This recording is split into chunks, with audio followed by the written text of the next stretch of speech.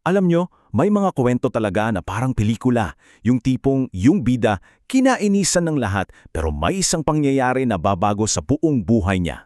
Ngayon, pag-uusapan natin ng isa sa mga pinaka-powerful na transformation story na naisulat. So, yan ang malaking tanong, di ba? Isipin mo, nasa iyo na ang yaman at kapangyarihan, pero kapalit naman ito, galit sa iyo ang lahat ng tao sa paligid mo. Paanong sa isang pagkikita lang, isang saglit na engkwentro ay biglang mag-iiba ang lahat? Yan ang aalamin natin. Okay, so para maintindihan natin yung pagbabago, kailangan muna nating kilalanin kung sino ba yung tao bago siya nagbago. Dito papasok ang kwento ni Zaccheo. Yung tao sa paningin ng marami ay nasa kanya na ang lahat, pero sa totoo lang, kulang na kulang. Unahin muna natin yung setting. Ang lugar? Jericho. Isipin nyo, isa itong super busy na lungsod. Para siyang isang major business district ngayon. Puno ng mga pare, mga biyahero, at syempre, kung nasaan ang pera, andun din ng mga makapangyarihang maniningil ng buwis. At sa gitna ng lahat ng yan, andun si Zaccheo. Hindi lang siya basta-bastang tax collector. Siya yung chief nila.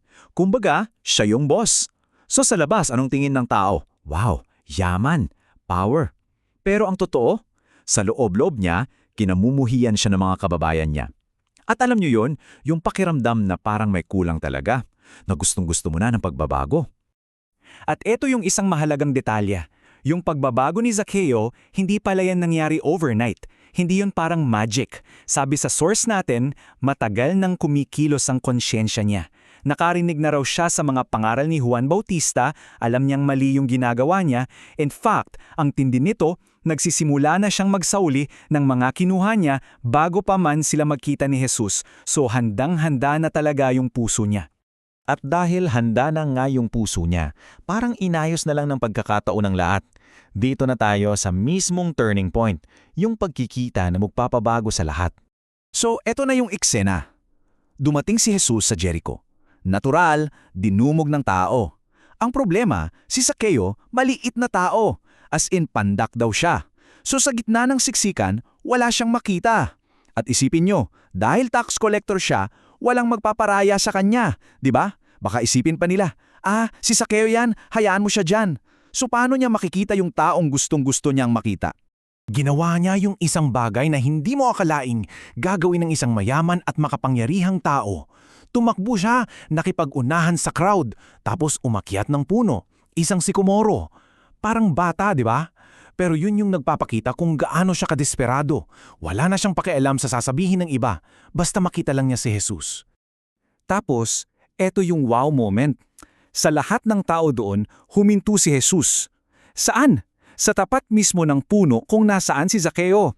Tumingala siya at sinabi, Zaccheo, bumaba ka dyan, kasi dyan sa bahay mo ako tutuloy ngayon. Grabe, hindi lang siya lakita, tinawag pa siya sa pangalan niya. Imagine yung feeling na yun para sa isang taong laging iniiwasan ng lahat. Dahil sa moment na yon, lahat nagbago. Yung pagnanais niya para sa pagbabago na nasa loob lang niya, parang sasabog na palabas. Dito na tayo sa kasukdulan ng kwento, yung kanyang pampublikong pag-amin. Pero syempre, hindi lahat masaya. Yung mga tao sa paligid, nagbulungan. Ano ba yan? Sa bahay pa talaga ng isang makasalanan siya pupunta. Yung judgment, andun agad. Pero yung panghuhusga nilang yon, lalo lang nagbigay daan sa napakagandang gagawin ni Zaccheo. At sa harap nilang lahat, tumayo si Zaccheo at buong tapang na sinabi, Panginoon, kalahati ng kayamanan ko, ibibigay ko sa manghihirap.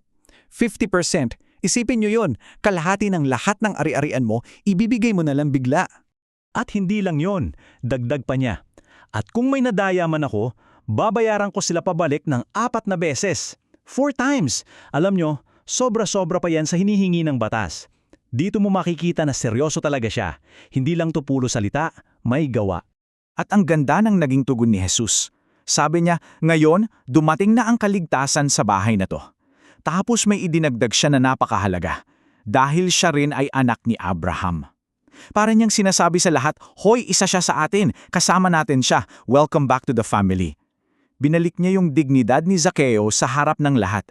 So ang ganda ng kwento, no? Pero ano ba talaga yung aral dito?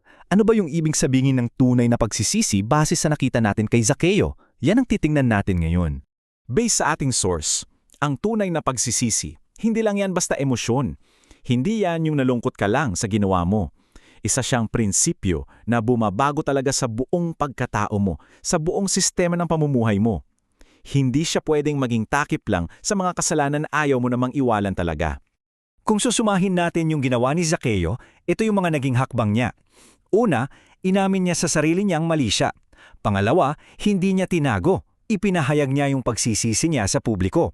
Pangatlo, at napaka-importante, tinalikuran na niya yung mga maling gawain. At pang-apat, gumawa siya ng paraan para itama yung mga mali niya. Nagbayad siya. Yan ang kompletong package ng pagbabago. At yung buong kwento niya parang sinasagot nitong isang sipi.